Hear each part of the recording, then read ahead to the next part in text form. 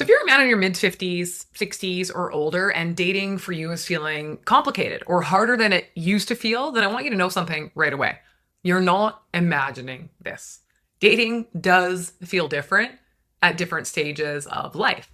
You have lived more. You've been through a long-term relationship. You've been through a marriage.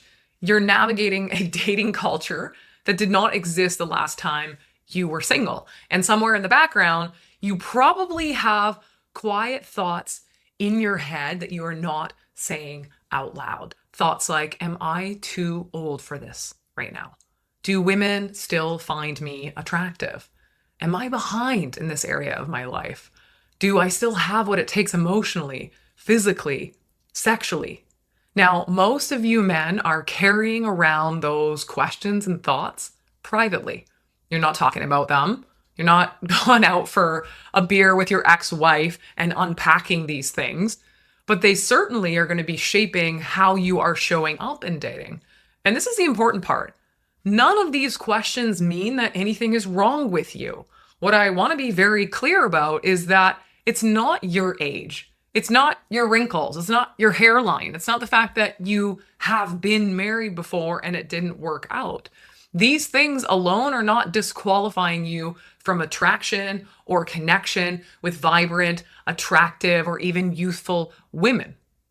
What actually is going to be making dating harder for you at this stage of your life is way less about how you look. That's going to matter to a degree, but it's going to have everything to do with how you relate to your life, your energy, and who you are today. Now, this is what I want to talk about in this video because there are a few subtle patterns that I see over and over again in very intelligent, successful, good men, patterns that are quietly making you feel older to women, even when you're fit, right? Well put together and you're emotionally aware. Now, these are not grooming tips. This is not a YouTube video where I'm going to tell you to, change shampoos or clip your nails. If you're not already looking after yourself, yeah, go start there and then come back here.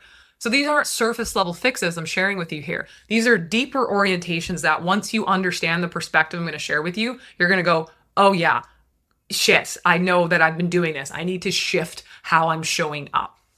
And when you do shift, dating will feel a lot lighter. It's going to feel way more natural and you're going to feel way more connected again, which is your goal. Now, welcome to this channel. My name is Kimberly Hill. I'm a men's dating and relationship coach. I support good-hearted men to attract deeply loving relationships and keep those relationships and go have fun and experience novelty and passion and love and flirting and just a healthy relationship.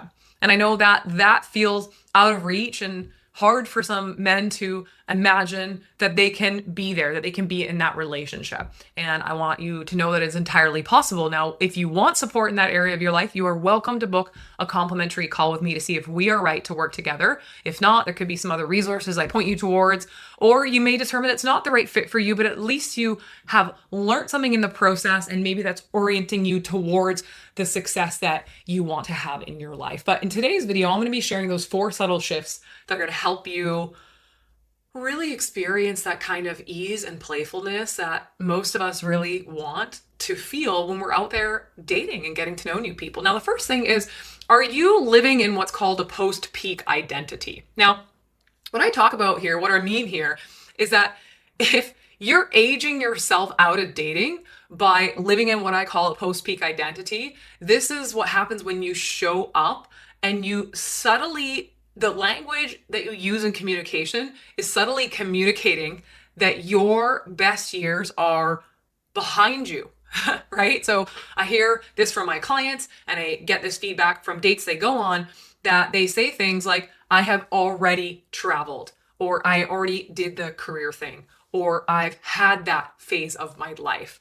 And on the surface, maybe this sounds a little calm or grounded, but emotionally, what a woman is often feeling is that this guy who's communicating this way, he's done becoming who he is, right? So attraction is not just about youth, it's about momentum. Now, women are drawn to men who are still unfolding, that are still curious, that are still engaged with life. Now, I'm not saying you need to completely reinvent yourself, but you do need to learn constantly. What matters is there a sense of forward motion in how you live and talk about your life. Now, in particular, I see this mistake more commonly with widowed men. You had a person in your life taken away from you. And it's very, very common for me to see and hear men refer to the life they had with their former partner. And it becomes almost that is my life. My life is my past, not who I am and what I'm becoming now. And that language stops many of those men from connecting with women today, because women are going like, well, who are you now? I'm not here to learn your life story. I'm here to connect with the man in front of me today. So if you are speaking about what you're exploring, what you're learning, what you're building, that's going to come across to women as way more alive than a man who frames everything in the past tense. So check yourself on, are you using language that references that your life is behind you? If so, you can start to change your language and the choices you're making day to day. Now, secondly, do you have emotional heaviness that's actually being disguised as depth, right? There is a difference between emotional maturity and having emotional weight. And a common pattern that I do see with men is that they kind of lead with some of their life disappointments early in dating. They will say to women, like, I'm just being honest with what I've been through. But then they might spend the first couple of dates unpacking their divorce pain or the betrayal that they've gone through or how difficult dating or modern dating has become. That's common. You meet somebody and the first kind of conversation you have is like how difficult dating is or how much you hate dating apps. It's not really the direction you want to be going, because maybe from your perspective, you're thinking, well, I'm being honest, I'm being authentic. But from a woman's perspective, it often comes across as quite dense or even cynical. Now, depth is not about how much pain you can carry. It's about your emotional range. Can you feel sadness and joy? Can you be serious and playful? Can you talk about life without making it feel too heavy? And it's not that women or youthful women aren't avoiding depth, but they are going to avoid men that have emotional gravity that is pulling the tone or the energy or the room down, right? So being grounded doesn't mean that you're burdened. Experience doesn't need to feel like weight. So watch yourself in terms of what you're talking about, how you're talking about it, what kind of tone and energy and emotions you are bringing to your dates. If you're dating very quickly after a divorce or separation, you're probably going to be making this mistake. Now, let's also talk about something that can happen where you have what's called a lack of forward pull in your life. So this is the third pattern that I see. Attraction, guys, it follows movement. So if your life feels like it's in, maintenance mode rather than creative mode, then dating will become difficult for you, because I will often ask men, what's exciting that's going on in your life right now? Or what are you excited about right now? And they'll go right into kind of routine conversation and they'll say, well, work is okay right now. Or, hey, I'm golfing a little more than I used to. Or I'm just keeping things simple. Or, I'm just at a point in my life where I'm really just kicking back and relaxing. Now, there's nothing fundamentally wrong with any of those things, but they don't create energy. So women, especially if you want to date somewhat of a younger woman, they want to join a life that is going somewhere. They want to feel movement, curiosity, and engagement.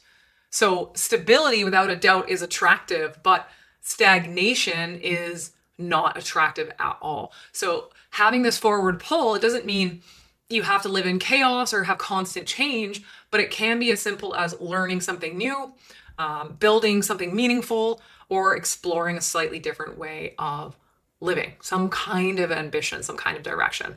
So when a man has this forward pull, women will feel invited into that life, not tasked with animating your life for you.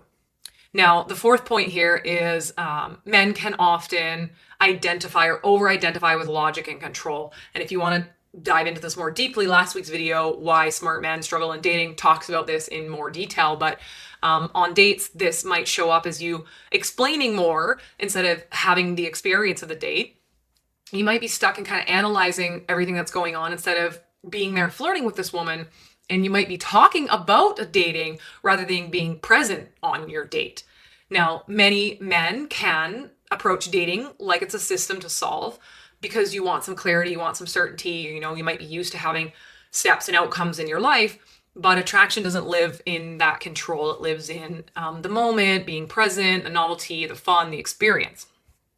Particularly youthful, vibrant women are going to be drawn to men who can tolerate a bit of uncertainty or even emotional uncertainty in the moment without trying to manage it all away. So if you can stay present without needing to dominate the moment, like you can just be in the experience with this woman and having fun, almost like you get a hall pass to be a kid again with her, right? That kind of like novelty of experiencing stuff is very, very attractive to women. So instead of thinking, you know, where is this going? Where is this date going? Where is this relationship going? A more powerful question is, can I be here and can I enjoy this moment? So what I wanted to talk about today is that none of these patterns have to do with your age. They are about how you're orienting yourself towards your life. And men that age well in the dating world are men that stay very curious. They stay emotionally agile. They're maintaining forward momentum. They're talking about their lives as if it's still in front of them, not behind them. They know how to be more in the moment and have fun and let loose than be controlling. So if dating for you has been feeling a little flat or discouraging right now, it doesn't mean that, you know, everything you're doing is wrong. It might mean that your energy is communicating completion rather than continuation. So you're not too old. You're still becoming, and you still have to talk about as if you're becoming. So I hope this was a helpful perspective for you guys. I'd love to hear your thoughts, comments, observations below. And for those men that have dated successfully after a divorce or a long-term relationship, or even after being widowed, I'd love for you to share what has worked really well for you with other men in the comment section here, and we can learn from this community as well. So thanks guys for your attention and for tuning in today, and look forward to another video next week. Ciao.